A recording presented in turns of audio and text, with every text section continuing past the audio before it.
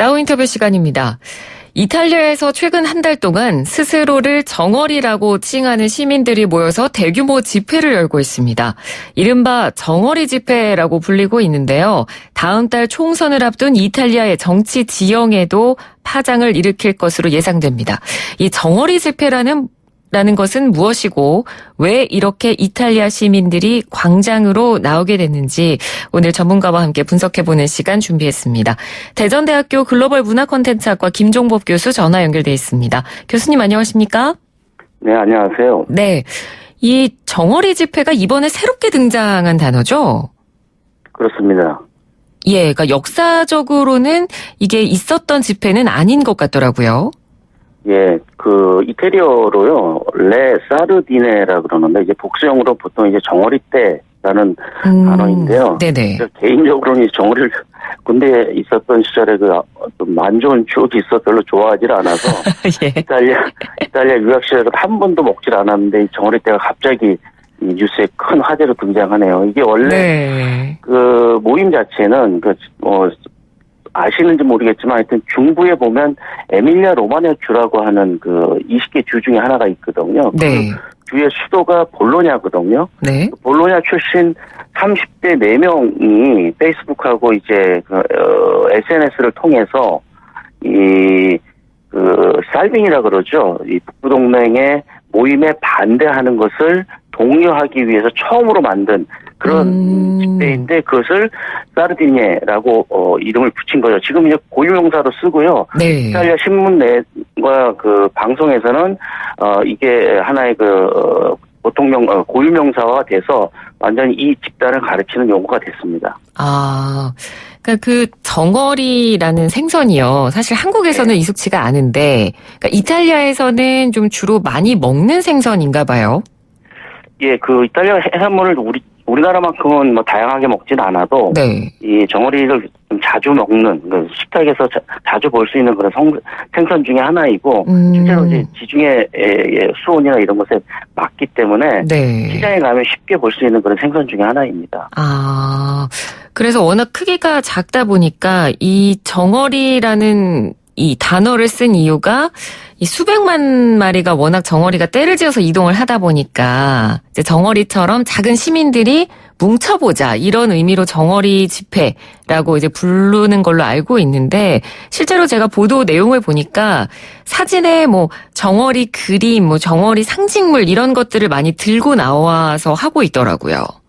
예, 아마 이 정어리가 한 15cm 내외의 작은 생선이거든요. 네. 굉장히 보통 조금 더 큰 생선들이죠. 돌고래나 고래 이런데 먹잇감이거든요.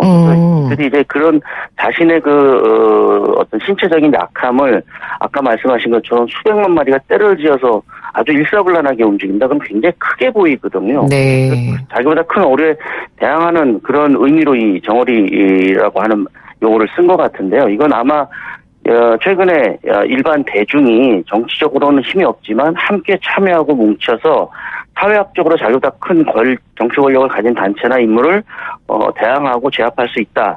이런 발상으로 이제 나온 그런 상징성 있는 단어 같습니다. 네. 이건 이제 최근 유럽에서 이제 두드러지게 불고 있는 이걸 이제 약간의 논란을 소지니까 약간 포퓰리즘의 한 형태로 또 볼 수 있거든요. 그런데 기존 포퓰리즘과 좀 다른 의미는 뭐냐면 이게 기층 대중에 의해서 자생적으로 참여형 중도 좌파 포퓰리즘 이렇게 이야기할 수 있다라는 거죠. 네. 그러니까 처음에는 30대 청년 4명이 SNS를 통해서 집회를 모으자고 제안을 한 건데 이게 지금은 굉장히 규모가 커진 모양이던데요.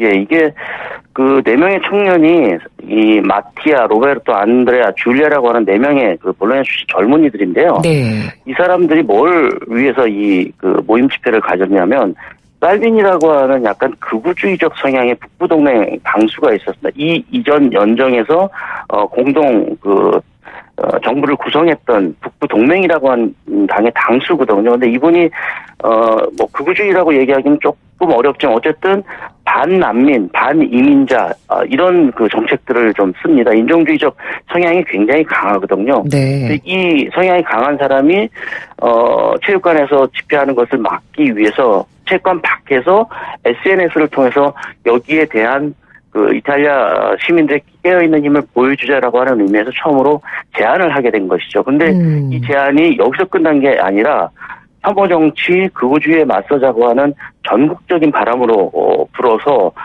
현재 지금 뭐 로마에서도 수십만의 인파가 모였고 이 사르데냐라든지 또는 시칠리아 같은 곳에서도 수천 명의 시민들이 호응하는 그런 단계로 지금 진행하고 있는 것이죠. 네. 이들이 이제 첫 번째 그 광장에서 모였을 때 이들이 뭐라고 첫 번째 구호를 외쳤냐면요. 네. 광장은 영웅을 필요로 하지 않는다. 이 이야기거든요. 근데 이 말의 의미는 이제 평범하고 보통 사람들이 이탈리아에서 광장에 갖는 정치적 의미가 굉장히 큽니다. 네. 이탈리아에서 광장은 정치, 경제, 사회의 상징이거든요. 그 지역에.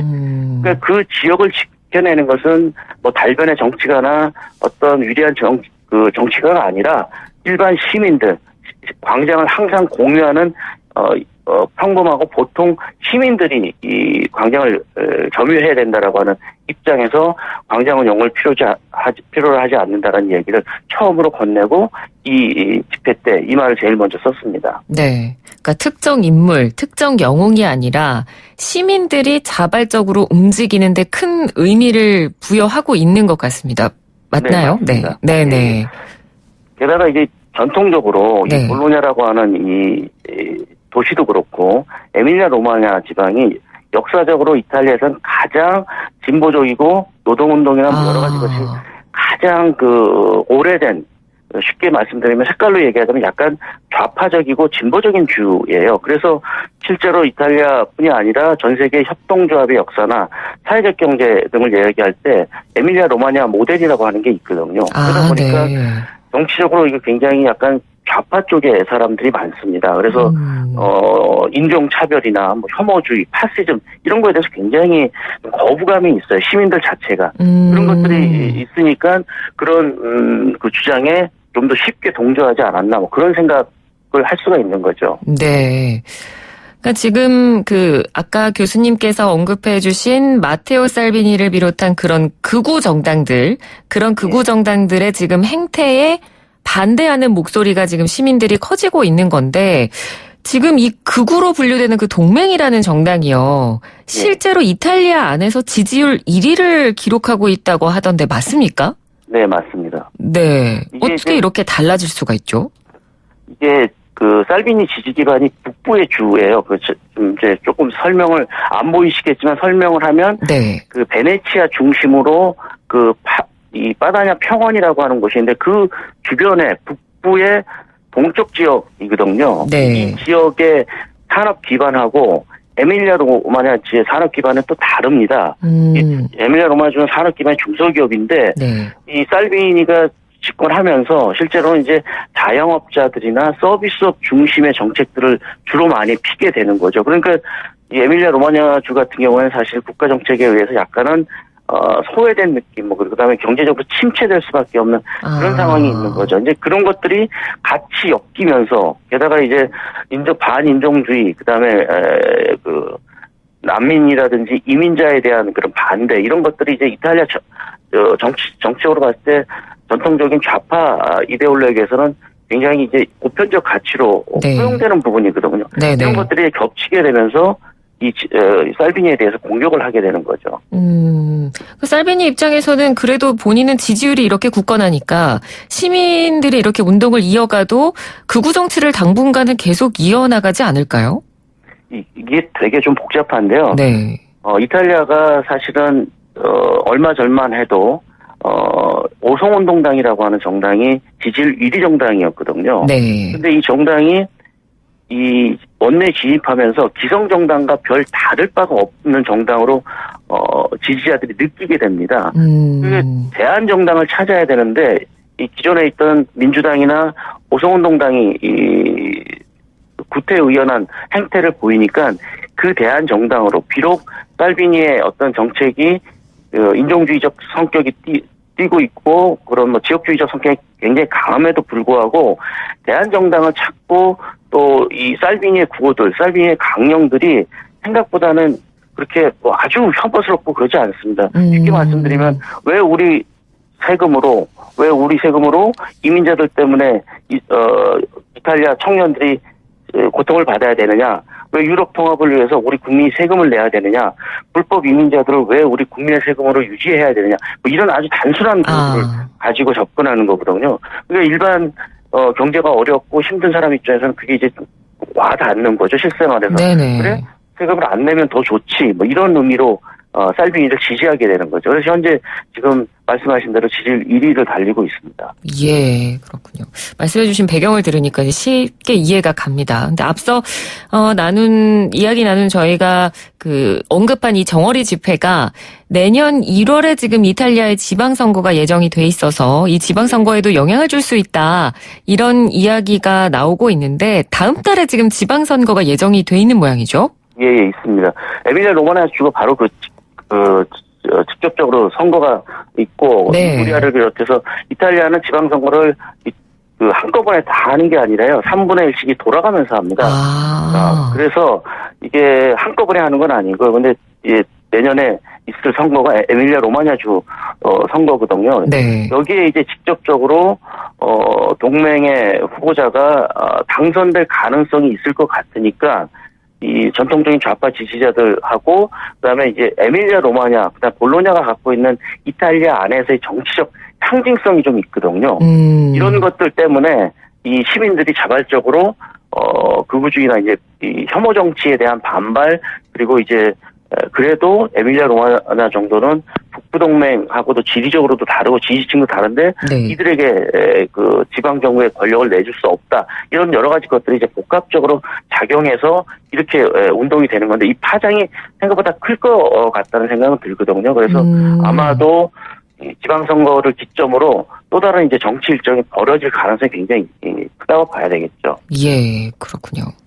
그러니까 당장 다음 달에 이렇게 중요한 지방선거를 앞두고 있긴 한데 이 연립정부를 구성하고 있는 오성운동과 민주당이 이 구구정당을 상대로 뭔가 이렇게 똘똘 뭉치기보다는 또 이 안에서도 지금 갈등을 빚고 있는 모양이더라고요. 예, 지난번 아마 인터뷰 혹시 기억하신지 모르겠는데 저는 이 연립정부가 그렇게 오래가지 않을 거라고 네네, 그렇게 말씀해 주셨습니다. 예상하는 사람 중에 하나인데요. 예. 사실 둘이 너무나 다른 지지 기반이 있고 정책이나 이런 것들이 너무나 다릅니다.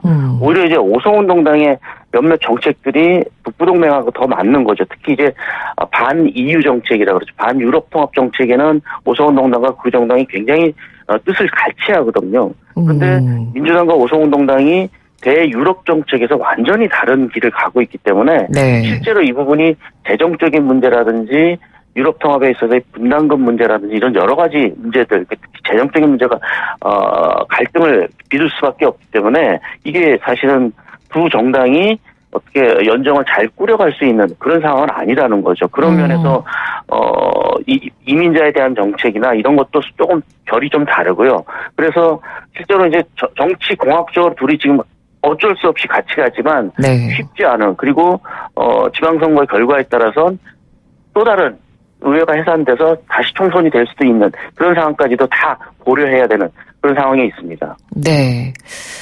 자, 끝으로 이 정어리 집회에 대해서요. 그러니까 뭐 이 이탈리아 집회뿐만 아니라 사실 올 한 해 전반적 이 세계 곳곳에서 시민들이 자발적으로 움직이는 이런 목소리들이 많이 나오지 않았습니까? 그 이탈리아 정어리 집회가 우리 사회에 주는 교훈, 교수님께서는 어떻게 보시는지요? 끝으로 한 말씀 부탁드리겠습니다.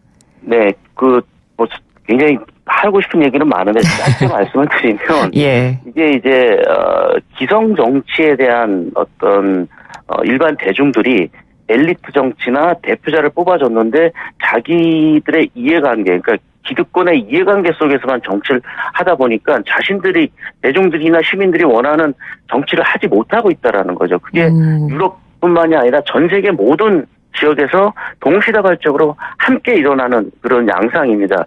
이제 특히 유럽은 난민 문제 때문에 극우 포퓰리즘으로 등장하는 것이고, 한국 같은 경우에 이제 뭐 촛불 시위를 비롯해서 뭐 이게 조금 다른 양상으로, 일어나고 있는 것인데, 네. 어쨌든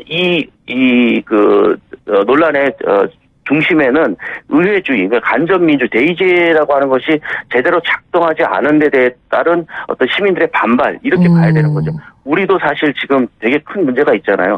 맞습니다. 의회 안에서 타협을 해서 의회 정치를 하는 것이 아니라 항상 극한 대결을 하고 있다는 측면에서 이런 양상들은 당분간 지속될 수밖에 없는, 그러니까 의회가 재기를 찾지 못하면 계속 지속될 수밖에 없는 그런 상황이라는 거죠. 네, 말씀해 주신 대로 이탈리아의 이런 현 상황을 보면서 우리나라도 좀 반성하고 돌아보고 배워야 될 점이 많지 않나, 네, 그런 생각이 듭니다.